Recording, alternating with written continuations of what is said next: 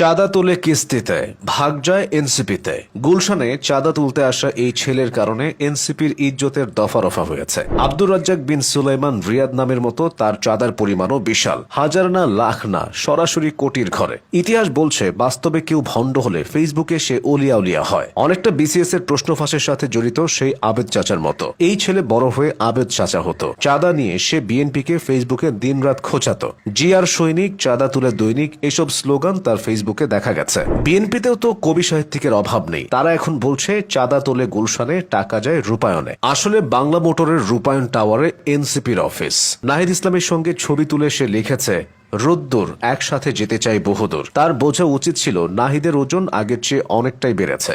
এই পেট নিয়ে বহুদূর যাওয়া সম্ভব না। আরেকটা ছবি দিয়ে লিখেছে, আমার ইমাম। এটা ঠিক লিখেছে। মিলাদ পড়ানো কিছু ইমাম নাহিদের মতোই স্বাস্থ্যবান হয়। নিজের সম্পর্কে সে লিখেছে, গবেষণা বলছে বাংলাদেশ থেকে মিসাইল ছুড়লে সেটা রাজধানী ঢাকা ক্রস করার আগেই কমপক্ষে 3 জায়গায় চাঁদা দিতে হবে। তবে গুণী এই ছেলের কারণে যদি তার লিডারকে ধরতে হয়, তাহলে পুরো বাংলাদেশ হয়তো রাজনীতিবিদ শূন্য হয়ে যাবে। বিএনপির লুৎফুজ্জামান বাবর থেকে শিবির নেতার সঙ্গেও তার ছবি আছে। আন্দালিব রহমান পার্থ, খান তালাত রাফি, হাসনাত আব্দুল্লাহ কারো সঙ্গে ছবি তুলতে বাকি রাখেনি। স্বরাষ্ট্র উপদেষ্টার সঙ্গেও তার ছবি আছে। এখন স্বরাষ্ট্র উপদেষ্টাকে কে গ্রেফতার করবে? সে বঙ্গবন্ধুকেও ছাড়েনি। মুক্তিযুদ্ধ জাদুঘরে বঙ্গবন্ধুর সঙ্গে তার একাধিক সেলফি আছে। খোঁজ নিলে হয়তো দেখা যাবে ট্রাম্প, পুতিন ও মোদির সঙ্গেও সে ছবি তুলে রেখেছে। চাঁদাবাজি যদি ইন্টারন্যাশনালি হতো, তার কারণে দেশের নাম উজ্জ্বল করত। চাঁদাবাজিতে না পারলে ফটোগ্রাফিতে এই ছেলের ভবিষ্যৎ উজ্জ্বল। অবশ্য যে পরিমাণ আয় সে এতদিন করেছে, ভবিষ্যৎ নিয়ে কখনো চিন্তা করা লাগবে না। একজন পাতি নেতা হওয়ার সব ধরনের গুণ তার ভেতর আছে।